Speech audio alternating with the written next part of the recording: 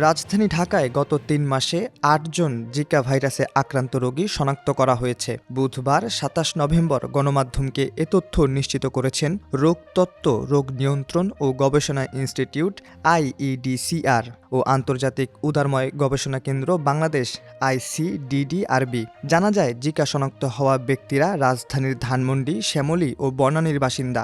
আক্রান্ত ব্যক্তিদের বাড়িতে পাওয়া মশার নমুনাতেও জিকা ভাইরাস পাওয়া গেছে।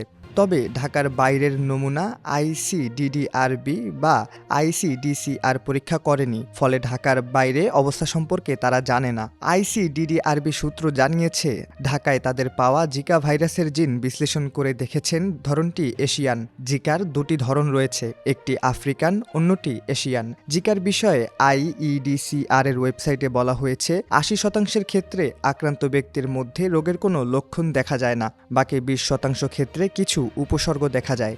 আক্রান্ত ব্যক্তির চামড়ায় লালচে দানার মতো ছোপ, র্যাশ দেখা যায়, সঙ্গে মাথা ব্যথা, চোখ লালচে হওয়া, মাংসপেশি ও গিটে ব্যথা থাকে। আক্রান্ত হওয়ার ৩ থেকে ১২ দিনের মধ্যে উপসর্গ দেখা দেয়। আইইডিসিআর আরও জানিয়েছে, জিকার কোনো সুনির্দিষ্ট চিকিৎসা নেই, এর চিকিৎসা উপসর্গ ভিত্তিক। আক্রান্ত ব্যক্তিকে বিশ্রাম নিতে হবে, প্রচুর পানি ও তরল জাতীয় খাবার খেতে হবে, জ্বর ও ব্যথার জন্য চিকিৎসকের পরামর্শ মতো ওষুধ খেতে হবে। রোগীর অবস্থার অবনতি হলে কাছের সরকারি হাসপাতালে যোগাযোগ করতে হবে বা রোগীকে ভর্তি করাতে হবে। জিকা একটি ভাইরাসজনিত রোগ। বয়স্ক মানুষরা এতে আক্রান্ত হলে তার গুলেনবারি সিনড্রোমের আশঙ্কা থাকে। এর ফলে আক্রান্ত ব্যক্তির চলনশক্তি হারিয়ে যায়।